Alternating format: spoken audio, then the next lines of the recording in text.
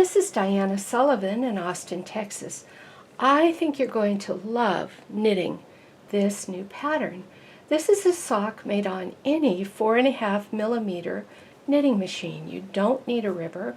It's called the no-sew sock. You don't have to sew the toe or sew the side seams or sew the cuff. When you take it off the machine, it's finished except for hiding the beginning and ending yarn tails.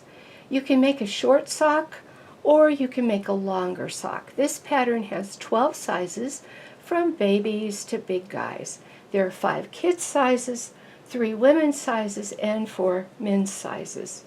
It's a digital download available at www.dianaknits.com.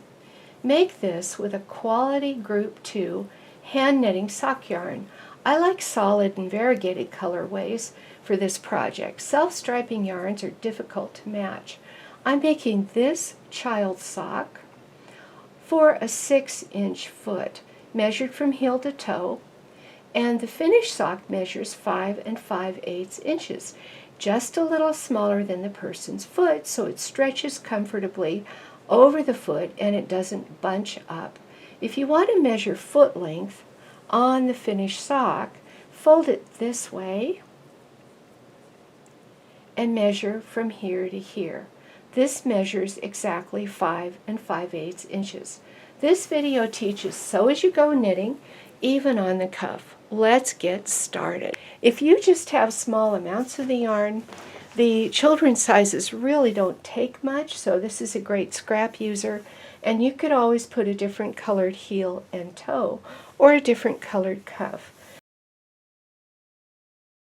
I'm going to go ahead and do a mock rib hem here, and I'm going to have 2 needles in work and then 1 needle out of work and then 2 in work, 1 out, 2 in work.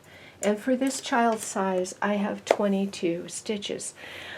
I have a gauge in the pattern, and since I'm using a standard hand knitter sock yarn, I usually do these on about a tension 8, but sometimes I need a tension 7 or 7.1. It's really going to vary according to your machine.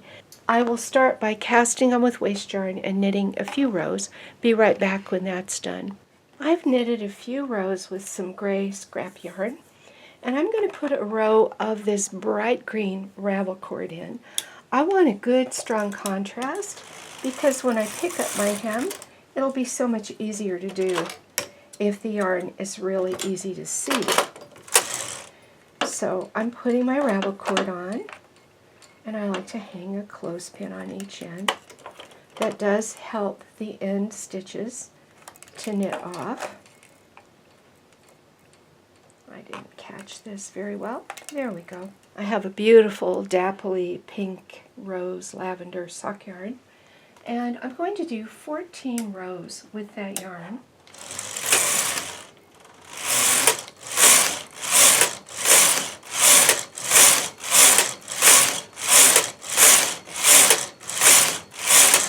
And then I'm going to pick up a hem.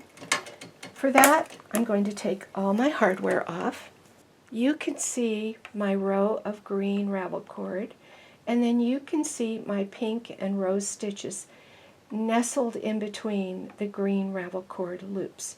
It's the pink and rose stitches I want to pick up. And since this is a mock rib, I had these needles out of work, but I'm going to fill those in. So I'm putting those in work, and I'm opening all their latches.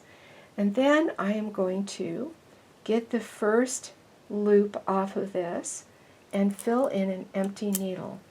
Then I'm going to pick up 2 at a time, the next 2 loops from the bottom of this hem.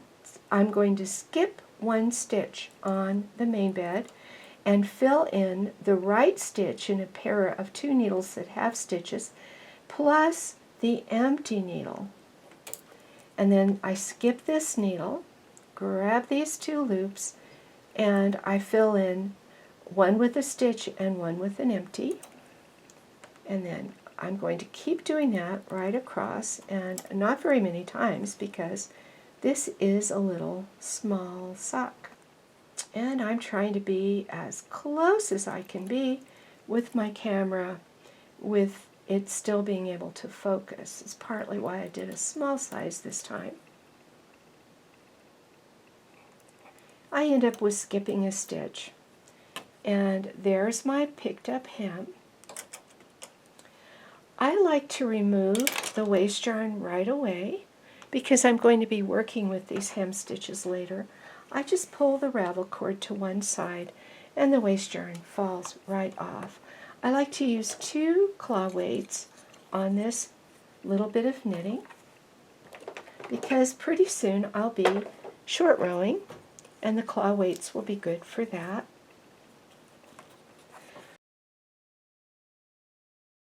Now I'm going to switch to the tension for my sock, which in my case with this yarn is tension 8. And since I am doing the longer version, I'm going to knit some leg rows. So my leg rows for this size is 23. Let me put my row counter on 0. These 23 rows are optional. They're just if you want the longer sock.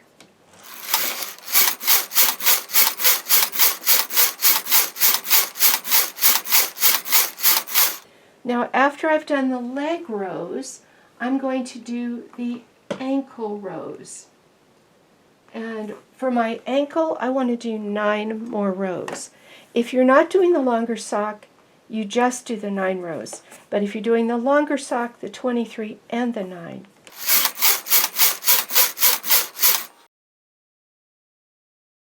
Now it's time to do the heel. The heel will be shaped with short rows. Your carriage has to be set for hold or your wrestle levers set so that the carriage will ignore held needles. My carriage, as I come across, I'll show you that setting. But on each row, my carriage is on the left right now. On each row on the carriage side, I bring 1 needle out to hold. Then I knit across. I'm going to go really slowly because I want you to see my little switch. There's an NHI switch on this one. It goes to H for this. And now I'm going to do the needle on the carriage side again, and that is a short row decrease. I consult my pattern to see how many short row decreases I want to do. I need to go down to 10 needles, and I can watch the numbers on the bed and get down to 5 and 5, and I'll be at the right place. But this is also a good moment to move a weight. So there's a little weight in the middle of the work, because when you short row decrease, the yarn goes only in these middle needles and this part of the knitting gets longer. So let me keep short row decreasing.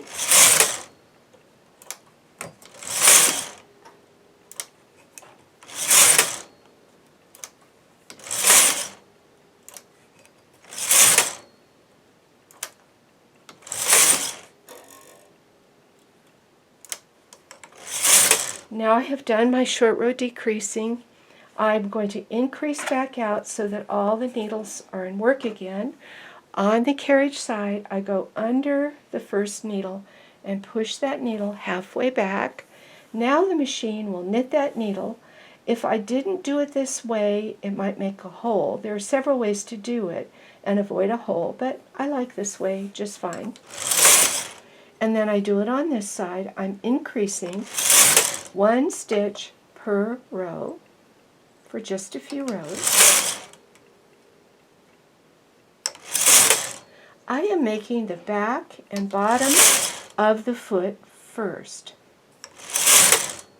So right now I'm finishing up the heel. And this is a good moment to move the weight up. I want to hold that baggy stuff down.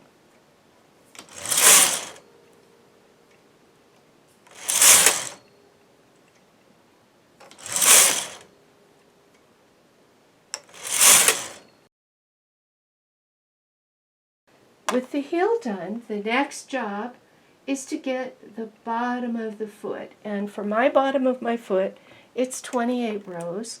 I'm going to put my row counter on zeros and knit my 28 rows.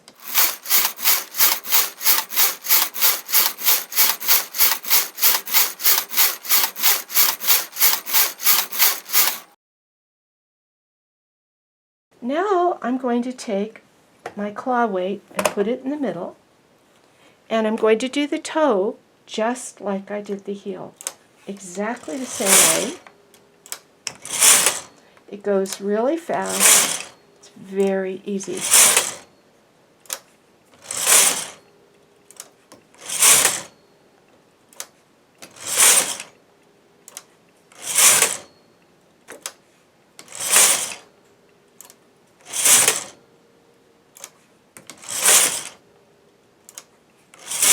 I'm down to 10. I'm moving my weight up. Now I'm going to increase back out.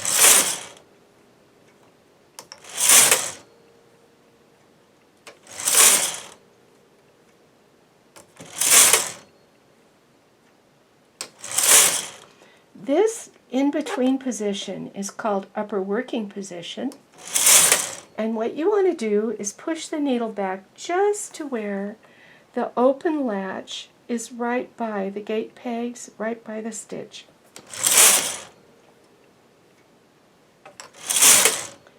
And I have found it really easy to do using my fingers. My finger is sort of doing the measuring.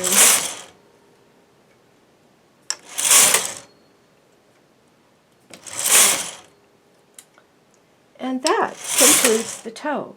Let's take a moment and see what we have. Imagine a little child floating in the air, and he or she has a toe here and a heel here. And there's the hem, and this poor kid not only has to float in the air to wear their sock, but they have no top on their sock. So what we're going to do now is knit the top. I'm going to put my claw weight in right here in the toe area. That'll give me just enough weight to pull down and make it easy for me to knit my sock. Now, my carriage is presently on the left, and you can see my yarn coming from the left. So my next row is to the right, and this begins the sew as you go process. So I've pulled this thing out so I can get to it and do the sew as you go process.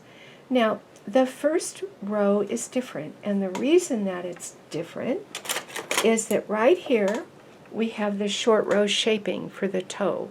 It's really obvious when you look at it up close. I can even hold it up and you can see it. See that line? Where the short row shaping is, pick up one and only one loop right before the first knot. Now if you unroll the sides of the knitting, you will see that there's a big loop that's easy to put your tool in, and then there's a tight little tiny knot, then another big loop, then a tight little tiny knot, then another big loop, and another tiny tight little knot. Except at the short row place, there'll be an extra loop or an extra couple loops. We just want to get one loop right before the knot in the short row place. I just put that on the end needle, so now my end needle has two loops on it, and I knit from left to right. Now I'm going to do it on this side. Again, I pull this to the side and I have a look at it, and I can see my first knot is right there, so I want to get this loop in the short rowing mess and put it on there. Now after this it gets really easy, because when I unroll and I pull a little to the side, you can see a very distinct L shape formed. And right at the point of that angle, right there, there's that knot. And if you look closely, you can really see that knot. This is the loop I picked up last time. It is all stretched open. We only pick up loops once, so we're not going to touch that. We're going to get the loop right after the knot. It's at the bottom of our L shape, and we put it on that same needle so it has two loops on it, and knit across. Now again, opposite the carriage, I pull to the side, and the knitting just naturally folds where that knot is. Here's the loop we picked up last time, which is all yanked open. Here's the knot, and the new loop is right after the knot, right there, and I put it on the stitch at the leftmost needle. Don't add a needle, stick with your 22. Over here, give it the little tug, check out the little L shape, grab the base of that L and pop that on there. I can also see the knot clearly. And with a little bit of practice, you will just zip through this. It's pretty easy.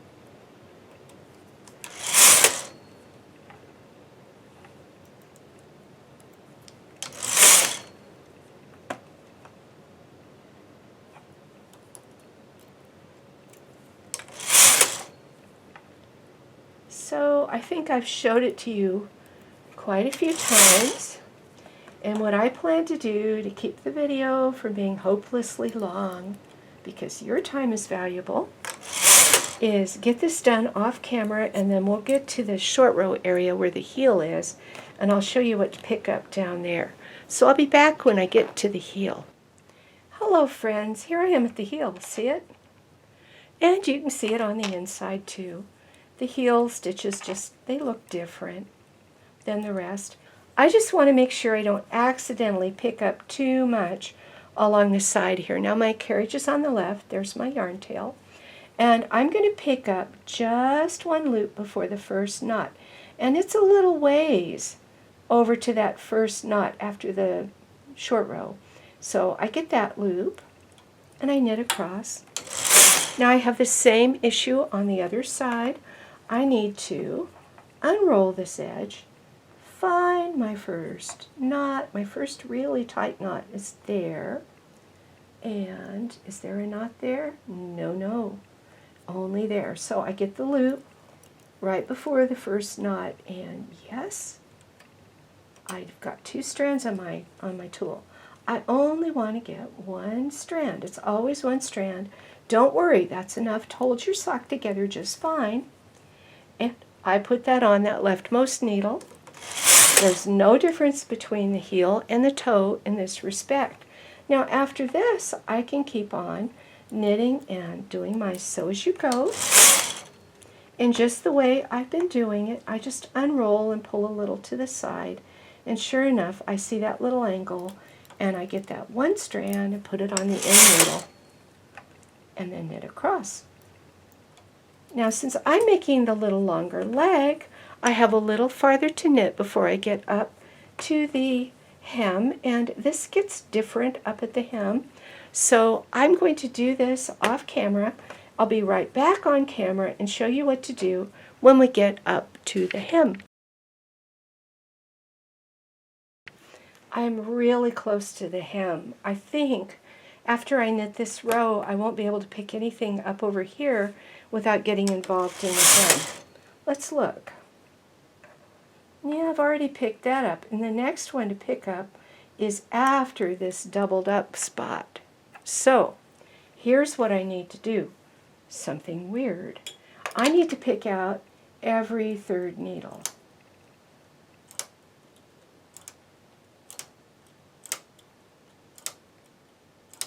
And then I'm going to sew those off on a ravel cord. So I have this ugly green color. It really is ugly, which is great for ravel cord because it's a color I wouldn't use.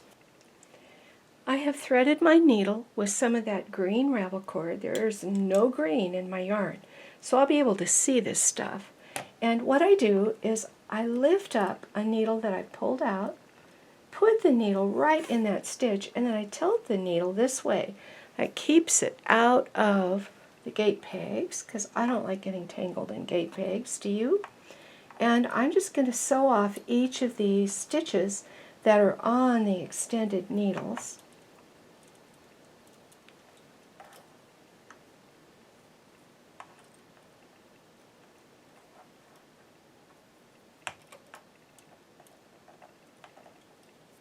It's fast, it's easy, only takes a minute. or 2. Okay, so those are all safely on my ravel cord, and I'll just let the ravel cord dangle here. I'll put my needle away. Now I'm going to close the latches on all of these needles, and then one by one I'm going to knit them back. Their stitches will drop. They go all the way to A position, so they're out of work now. Let me zoom out so you can see that. See these out of work needles back here? I take just a moment and I check my needle arrangement. I'm happy.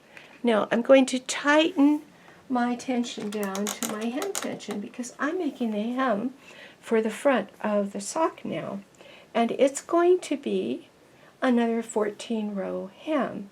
And it's also going to be another sew as you go thing. So over here on this side, I'm just pulling this thing a little to the left so it's not in my way.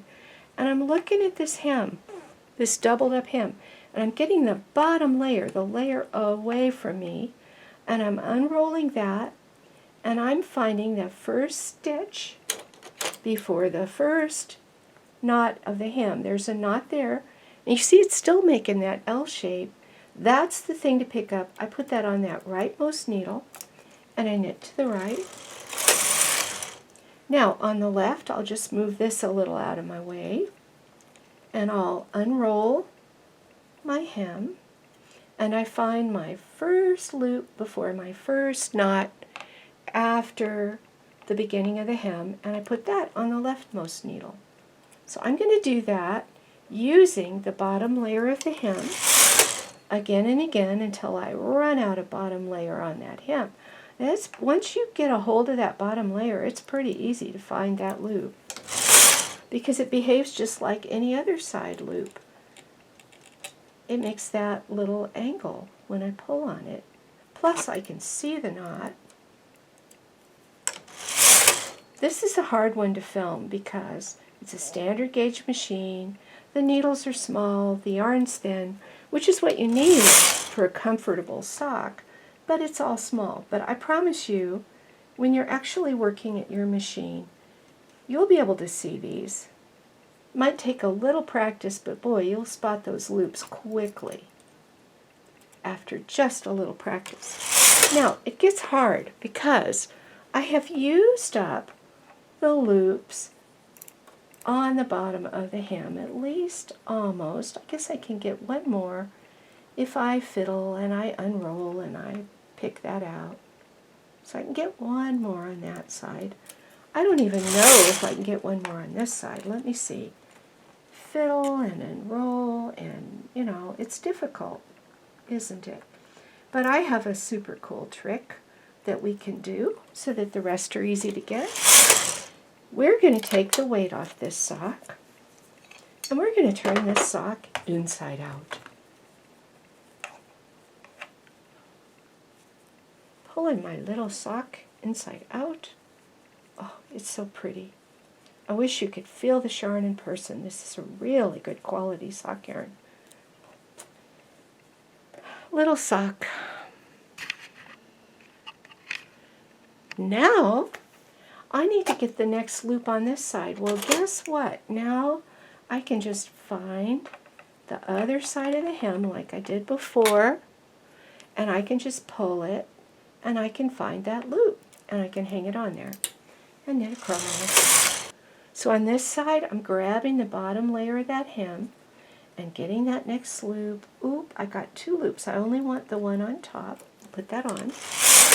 And then this side, go to that bottom layer, get the next loop. It'll pooch out a little on top. We don't care.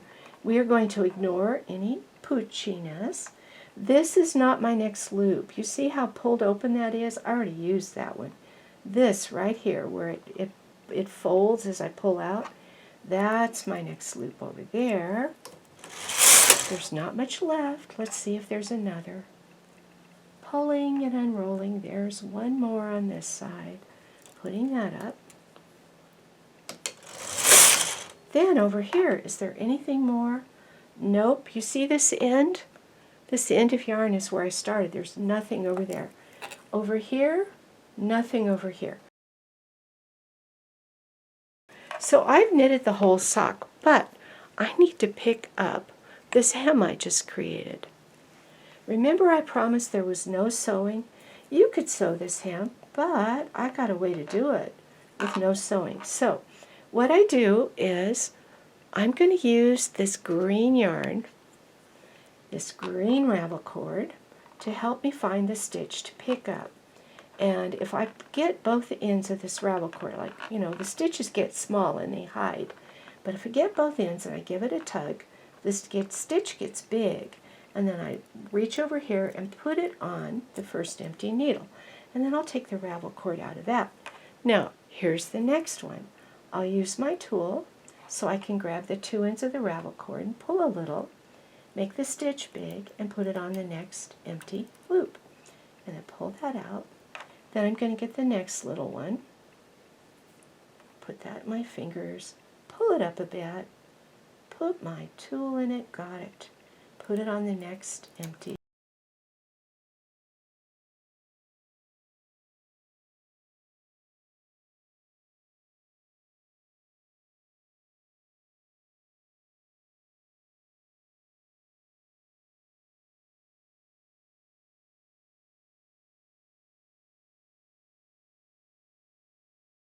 I'm going to pick up something or other, some sort of loop, in between each empty.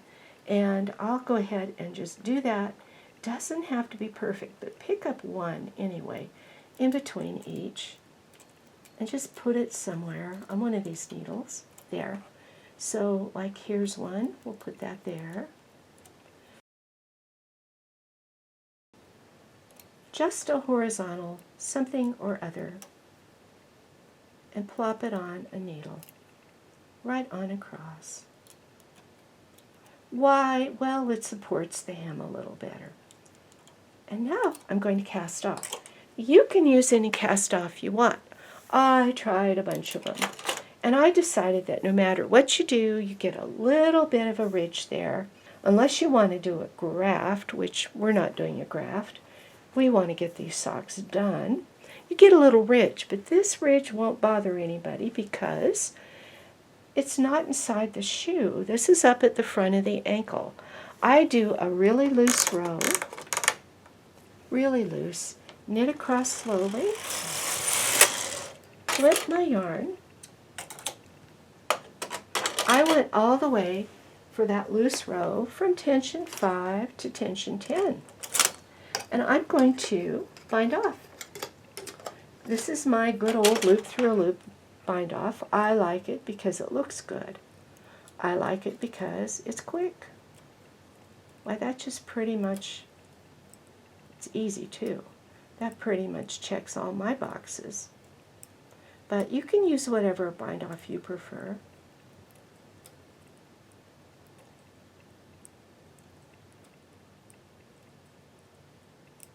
This is such a fun moment because in just a moment I'm going to turn the sock inside out. We'll see what we've got, and we will look at how to make the hem look just a little better. And we have two ends to hide, and it's a finished sock. It is quick, quick, quick. Let me pull the loop through. Oh my gosh, I love it. It is such a cute sock. Look at that. Now, I want to reassure you, this sew-as-you-go seam is soft and flat. This will not bother your foot. Yeah, you can see it a little bit. You can. Let me pull it open. See? You can see it a little bit. But we do want to take a long, skinny object and put it right in that hem. Maybe you've got a bamboo barbecue skewer, or a metal barbecue skewer, or a skinny knitting needle. Those will all work. I just put it in that loop that formed by the hem, and I pull up, and that makes my hem look just a little nicer. It's mock rib, so it looks like ribbing, but you didn't have to have a ribber. So there's my hem, and I love making things where when you get it off the machine, the only thing you have left to do is hide the ends. And there happens to be a hem right there where I could hide my ends. So I'll do that real quick. I like to take a little back stitch and then run the yarn into the hem and take a back stitch and go a little more. And take a back stitch and go a little more. We don't want it to ever wander out. And then we clip it close to the sock without cutting the yarn, and one end is hidden.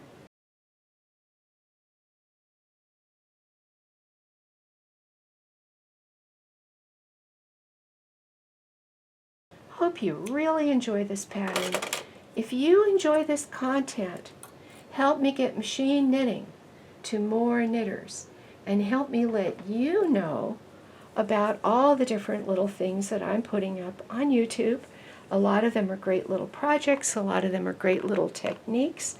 Hit subscribe, hit like, help me with the algorithm, and if you hit the notification bell, you'll be notified of all these great little teaching videos that are free. Anyway, happy knitting, folks. See you next time.